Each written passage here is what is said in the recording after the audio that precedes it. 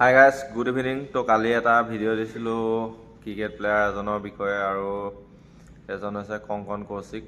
আজি আৰু বেলেগ এজন প্লেয়াৰৰ আজি ডিটেইলছ লৈ আহিছোঁ। ভাল খেলে তেখেত, আৰু তেখেতৰ নামটো হৈছে ঈশানু হাজৰিকা। তেখেতৰ ঘৰ তিতাবৰত, আৰু আমি সকলোৱে জানো মন্ত্ৰী বুলি। আৰু বহুতে হয়তো চিনি পাবও পাৰে, নাপাবও পাৰে।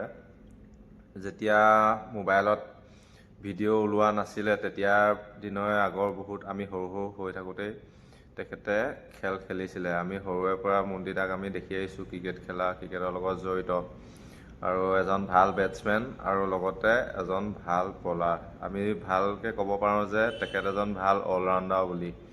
আৰু তিতাবৰৰ প্ৰায়বিলাক এতিয়া যিহেতু টেনিছত ভাল নাম বনাই আছে, যেনে ধৰক প্ৰবীণ, মৃণাল, ৱাহাব আদিকে ধৰি, তেখেতসকল একচুৱেলি মন্ত্ৰীদাৰ টীমত বা মন্ত্ৰীদাৰ লগতে খেলি খেলি ডাঙৰ হোৱা।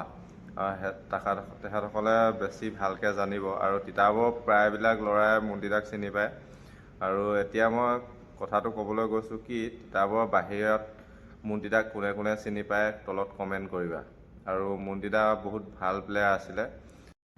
যিহেতু এতিয়া টেনিছ ক্ৰিকেটে যিদৰে নাম পাইছে, আগতেও টেনিছটো বহুত ল'ৰাই খেলিছিলে, যিহেতু ডাঙৰ ডাঙৰ বাউণ্ডেৰী আছিল। এতিয়া যিহেতু ডে নাইটবিলাকত বহুত সৰু সৰু বাউণ্ডেৰী আছে, বাউণ্ডেৰীত খেল খেলে। আৰু আগতে বহুত ডাঙৰ ডাঙৰ বাউণ্ডেৰীত ক্ৰিকেট খেলিছিলে আগৰ প্লেয়াৰবিলাকে। আৰু এখন এখন খেল 5 অভাৰ 10 অভাৰ। আজি খেলবিলাক কি হৈছে 2 অভাৰ 3 অভাৰ। এতিয়া আকৌ নতুনকৈ হৈছে বাৰু 10 অভাৰ 5 অভাৰ খেল আকৌ আৰম্ভ হৈছে। 2-3 অভাৰ খেল আজিকালি নাই, বহুত কমেই দেখিবলৈ পোৱা যায়।